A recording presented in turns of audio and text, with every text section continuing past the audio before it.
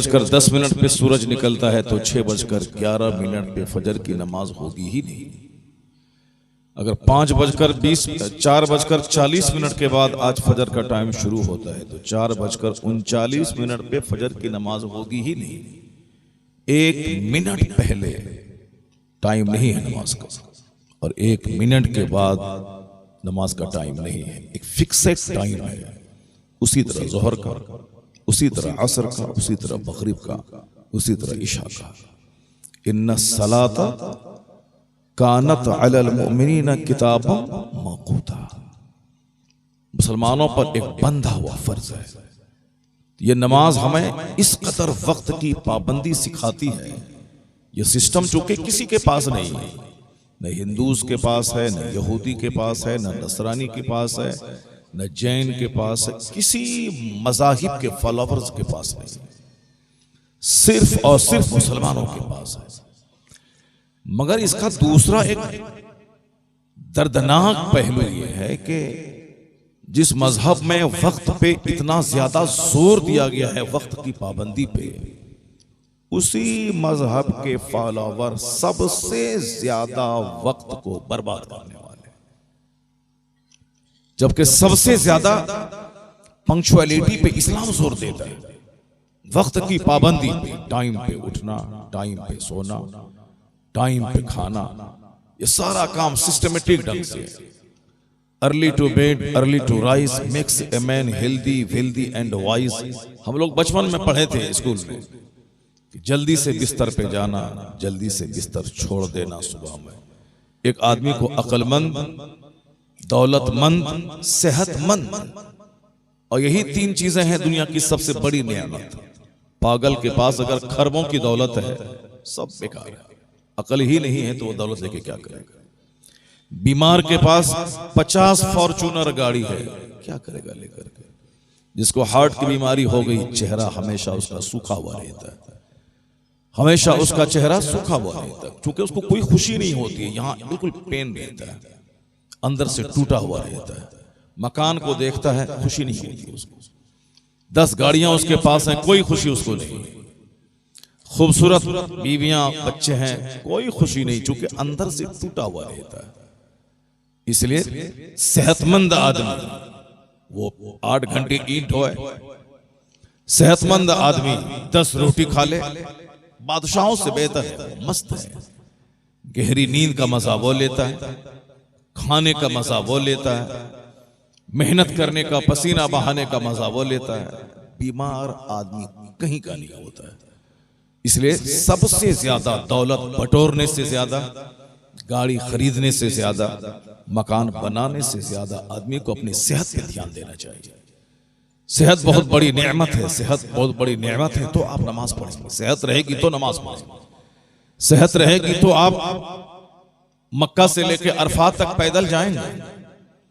मक्का से लेकर अरफात 17 किलोमीटर है। 17 किलोमीटर दूर जो पैदल जाएगा, अब पैदल हज के आएगा, हज करके आएगा।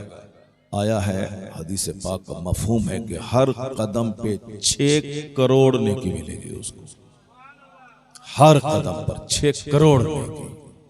और आला हजरत रज़ी अल्लाह ताला अन्हु ने गिना है कि कितना कदम मक्का से लेकर अरफा तक पड़ता है, और उसके बाद उसका उन्होंने हिसाब लगाया कि कितने खरब, कितने अरब, कितने करोड़, कितने लाख, कितने हजार, कितने 100 नेकियां मिलेंगी। उसका एक तखमीना, अंदाजा आला हजरत फाजिल बरेलवी ने लगा के किताब में लिखा है। ये कौन करेगा 17 किलोमीटर दूर, कौन पैदल चलेगा। यहां तो लोग ½ किलोमीटर दूर पैदल नहीं चल पाते, 10 कदम नहीं चल पाते। मोटरसाइकिल के जमाने में साहब आजकल घर से निकला फौरन बाइक स्टार्ट के चले। जब हमने इस पांव का इस्तेमाल करना छोड़ दिया तो फिर इस कदर खतरनाक बीमारियां शुरू हो गई कि अब लोग सेहतमंद रहने के लिए अपनी 50 लाख की कार मैदान में खड़ी कर देते हैं सुबह, अब 5 किलोमीटर दूर रनिंग करते हैं, पसीना बहाते हैं। क्यों? उसको सेहतमंद रहना, कार से उतर के पैदल चल रहे हैं।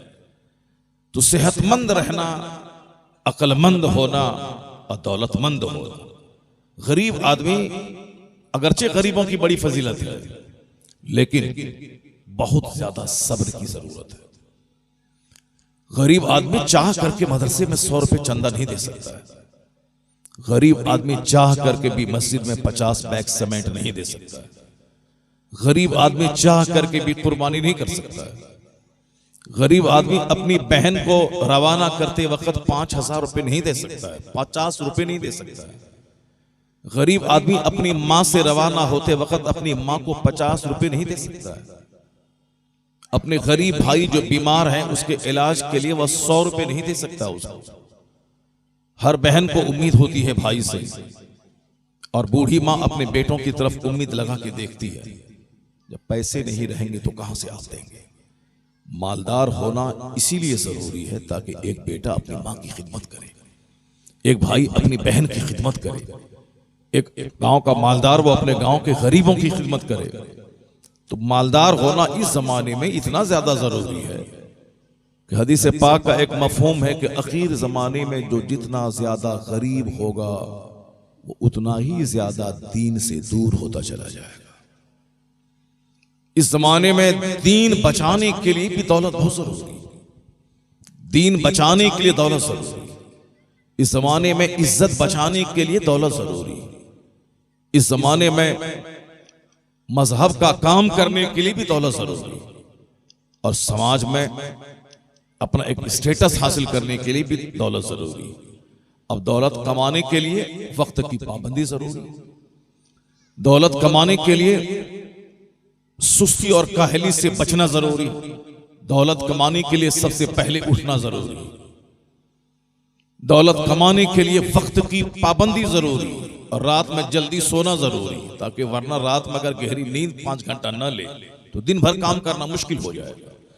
तो आज जो लोग कहते हैं कि early to bed early to rise makes a man healthy wealthy and wise, ये कोई नया फॉर्मूला नहीं है।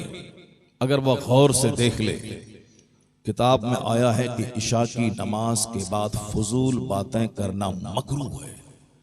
फजूल बात तो यूं ही फजूल बात नहीं, दुनियावी बात करना मकरूह है। फजूल बात तो हमेशा मकरूह है। दुनियावी बात करना, इशा की नमाज के बाद दुनिया की गुफ्तगू करना, पॉलिटिकल चर्चा करना, खेती बाड़ी का चर्चा करना, दुनिया की गुफ्तगू इशा की नमाज के बाद नहीं करना। क्यों? इसलिए कि फजर की नमाज कज़ा हो जाने का चांस है, वो जल्दी से सो जाए। हाँ, अलबत्ता मेहमान कोई घर में आ जाए तो मेहमान की दिलजोई के लिए थोड़ी देर गुफ्तगू की जा सकती है।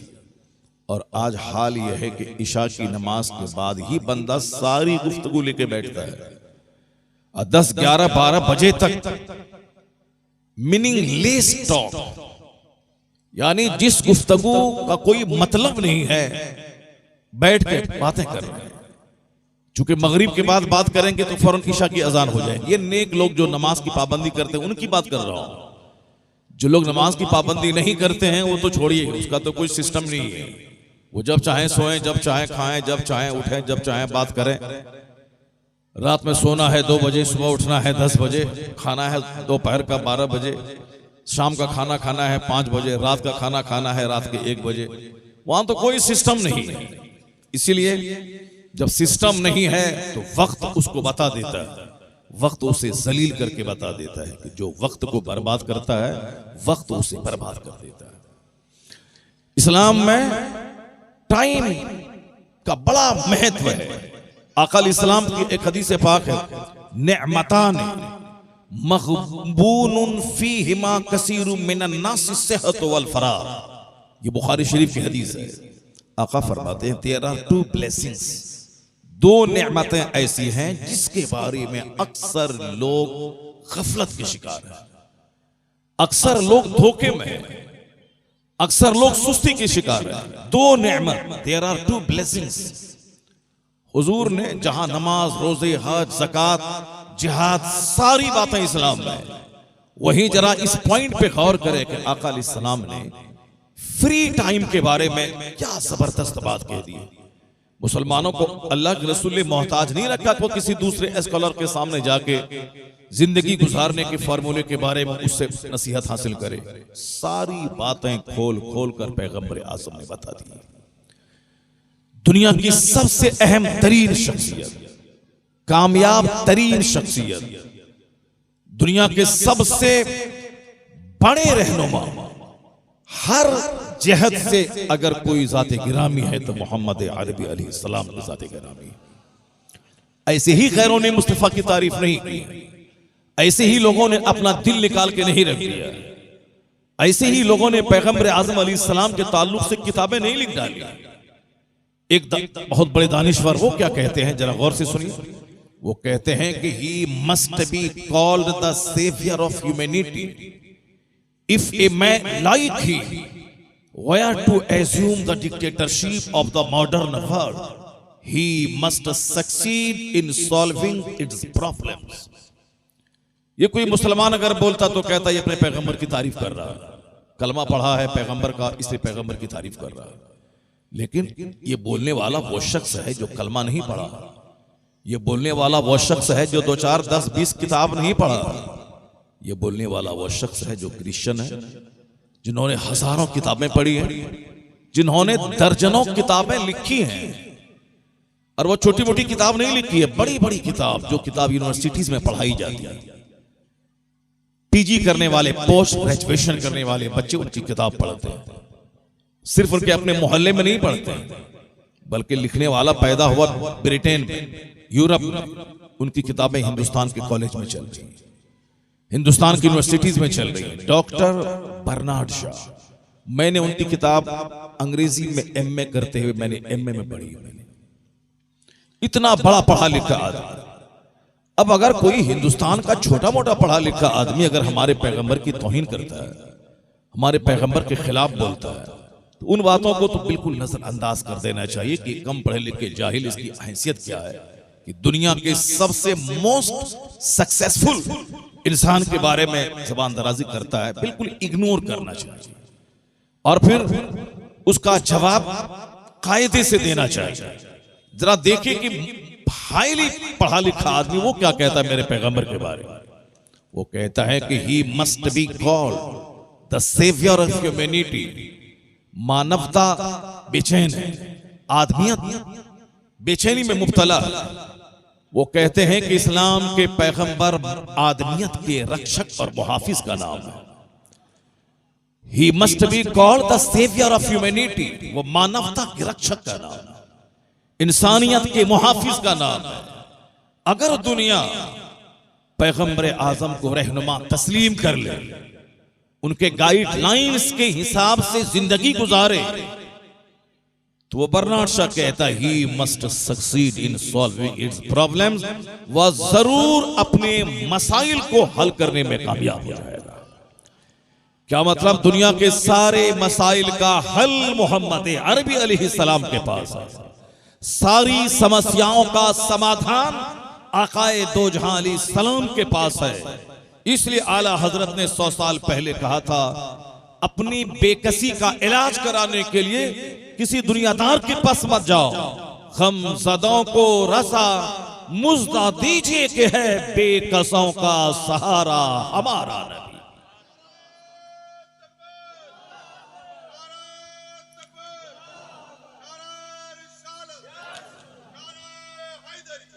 हर दर्द का इलाज है इस्लाम में, हर प्रॉब्लम्स का सॉल्यूशन है इस्लाम में, सारे मसाइल का हल इस्लाम में है। कोई इस्लाम पढ़े तो सही, कोई पैगंबर आज़म अलैहिस्सलाम की जिंदगी का मुताला तो करे। यही तो ट्रेजेडी है कि आज हमारे बच्चे स्कूल कॉलेज में गांधी को पढ़ते हैं, आका अलैहिस्सलाम की जिंदगी का मुताला करने के लिए 5 मिनट का टाइम इसके पास नहीं है। इनके पास पेट पालने के लिए 18 घंटे का टाइम है।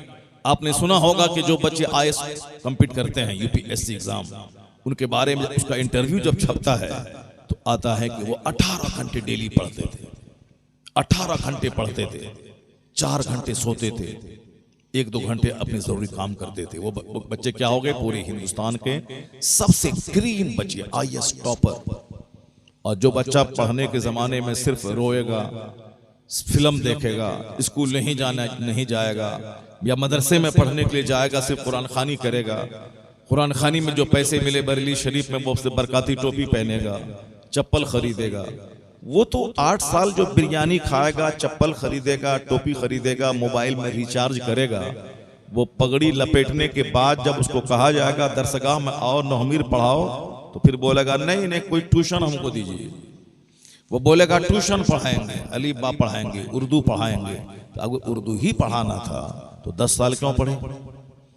उर्दू ही फारसी की पहली नहीं बल्कि अनवार शरीयत ही पढ़ाना है, ये 10 साल क्यों बर्बाद किया तुमने? ये तुमने 15 साल क्यों वेस्ट किया तुमने? अगर एमए करने के बाद टोटो ही चलाना था तो 1 से लेके 10 क्लास तक 10 साल, इंटरमीडिएट के 2 साल, ग्रेजुएशन के 3 साल, ये 10, 2, 12, 3, 15, पोस्ट ग्रेजुएशन के 2 साल, 16, 17 साल। ये तुमने पढ़ाई के 17 साल क्यों बर्बाद किए? अगर बच्चों को ABCD ही पढ़ाना था, क ख ही पढ़ाना था, तो फिर ये तुमने पोस्ट ग्रेजुएशन तक तुमने 17 साल क्यों बर्बाद किए? जो वक्त की कदर नहीं करता है वो बाद में जाने के बाद रोता है। बाद में वो मदरसे में रोता है जब वो पढ़ा नहीं सकता, वो कॉलेज में रोता है जब वो पढ़ा नहीं सकता। अगर नौकरी मिल भी जाए 10-20 लाख रुपए देने के बाद, वो स्कूल में बच्चों को जब मैथ नहीं पढ़ा सकता है तो सारे स्कूल के टीचर की निगाह में गिर जाता है, बच्चों की निगाह में वो गिर जाता है। वक्त की पाबंदी, जो स्टडी करता है 10 घंटे, 12 घंटे, 8 घंटे कंटिन्यू, वो बंदा डीएम अगर नहीं भी बने, जिस सब्जेक्ट में वो एमए करता है उसका वो कीड़ा बन जाता है।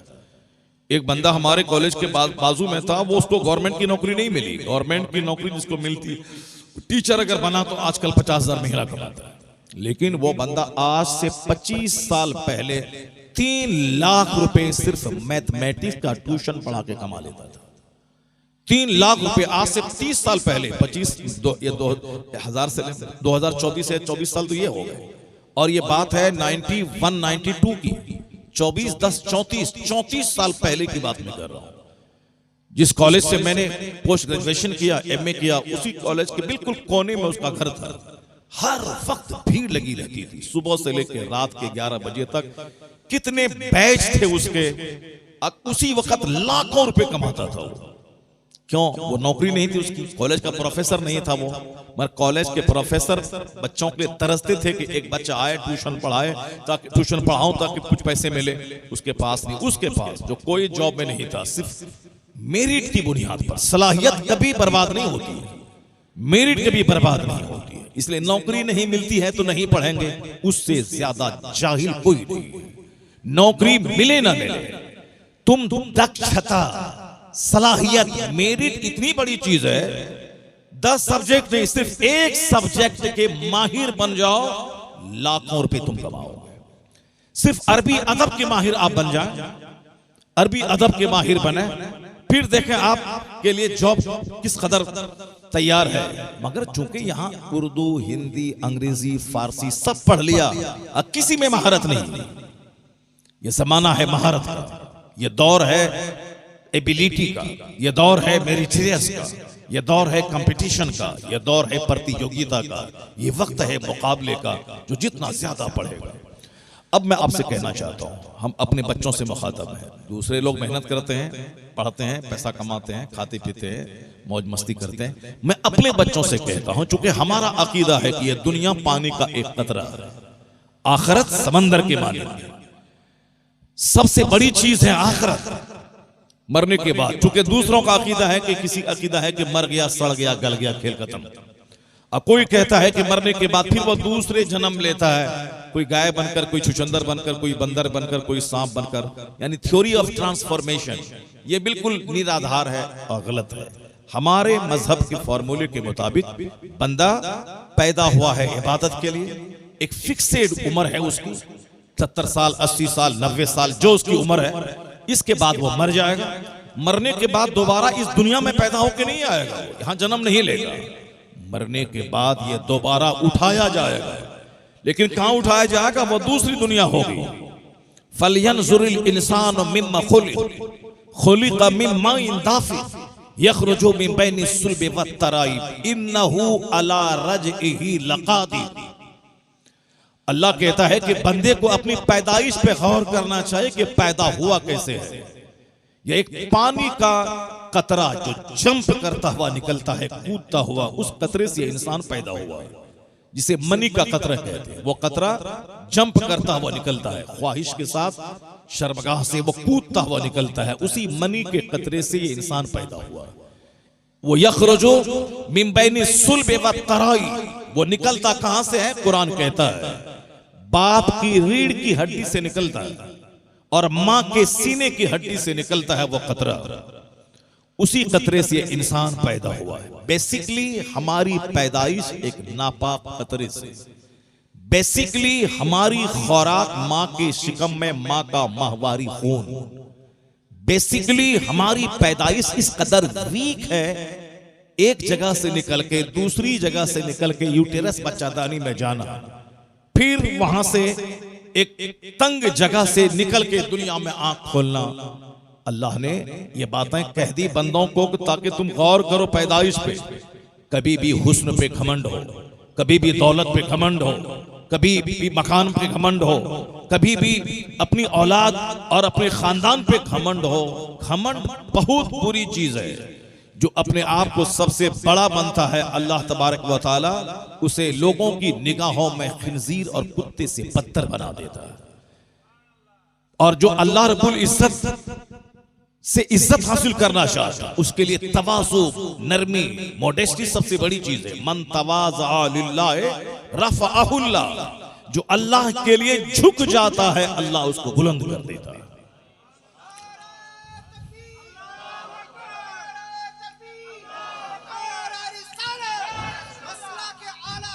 जो अपने मन में बड़ा बनता है कि मैं अच्छा खाता हूं, मैं अच्छा पहनता हूं, मैं अच्छा कमाता हूं, मेरा घर अच्छा है, अल्लाह तबारक व तआला फी आयुनिन नास, in the site of people, लोगों की निगाहों में उसे खिंजीर और कुत्ते से बदतर बना देता है।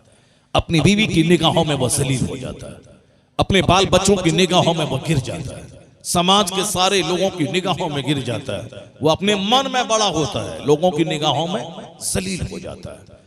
और जो अपने आप को कुछ नहीं समझता है, तवाज़ु के साथ, नरमी के साथ, बहुत इल्म का पहाड़ है, फिर भी समझता है आई एम नथिंग, मैं कुछ नहीं हूं, वो हमेशा अखलाक से लोगों से मिलता है, दूसरों को अपने से अच्छा समझता है, तो अल्लाह रब्बुल इज्जत की निगाह में वो इतना मोहतरम हो जाता है कि अल्लाह उसे बुलंदी से नवाज देता है।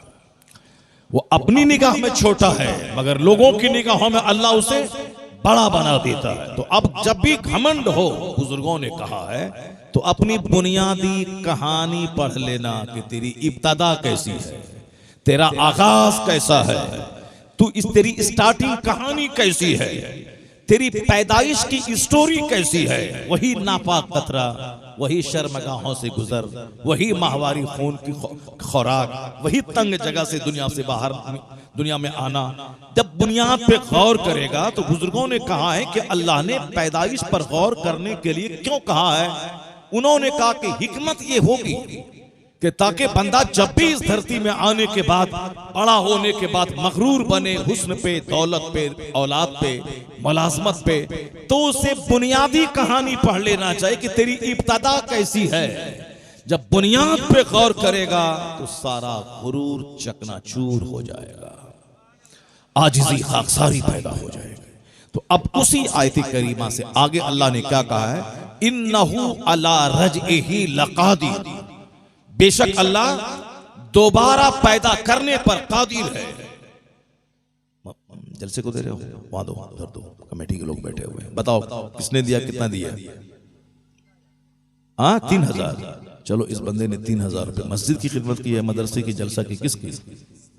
मस्जिद की। हाँ अल्लाह ताला तुमको नेक बना है, कारोबार में बरकतें अता फरमाए। सर पे टोपी लेके बैठ जाओ, सामने बैठ जाओ, सामने बैठ जाओ, तकरीर सुनो, बैठो तकरीर सुनो। 3000 रुपया दिया था, सवाब मिला। अब तकरीर सुनेगा तब जिंदगी संवरेगी। मस्जिद बन गई 50 करोड़ की, नमाजी ही नहीं है तो सब बेकार है। इसलिए मस्जिद रहे मिट्टी की दीवार की, मस्जिद रहे फूस की, कोई हर्ज की बात नहीं है। नमाजी रहे टंच, मस्जिद में लगाया मार्बल पत्थर, ये वो, एसी वेसी, काली नमाजी नहीं। मस्जिद बद्दुआ करेगी, गांव के सारे लोगों के घर का सुकून बर्बाद हो जाएगा। और अगर मस्जिद आबाद रही, मस्जिद में रहे मिट्टी, मस्जिद में रहे टूटी चटाई। पहले जमाने में मस्जिद की जमीन मिट्टी की होती थी, उसमें मजा आता था। मस्जिद नबी शरीफ जो सबसे कीमती मस्जिद, सरकार दो जहां अलैहिस्सलाम की मस्जिद, आका अलैहिस्सलाम ने तामीर की, उस मस्जिद में ऊपर में खजूर का तना था, दीवार कच्ची ईंट की थी, नीचे मिट्टी की जमीन थी। आया है हदीस में जब बारिश होती थी तो मस्जिद नबी शरीफ में पानी की वजह से कीचड़ हो जाता था। उसी कीचड़ पे लोग सजदा करते थे, मिट्टी नाक और पेशानी में लग जाती थी। सुभान अल्लाह। उस कीचड़ में सजदा करने वाले कौन लोग थे? जिसने अरब और अजम को हिला के रख दिया। Who changed the face of the world? जिसने दुनिया के चेहरे को बदल दिया, जिसने ईरान की 1000 साला हुकूमत को मिट्टी में मिला दिया, जिसने रोम की सल्तनत को बदल दिया, पूरी दुनिया में वो इनकलाब पैदा किया, उसी कीचड़ पे सजदा करने वाले ने कि दुनिया का जोग्राफिया ऐसा बदला कि खुद न थे जो राह पे, औरों के हादी बन गए। क्या नजर थी जिसने मुर्दों को मसीहा कर दिया।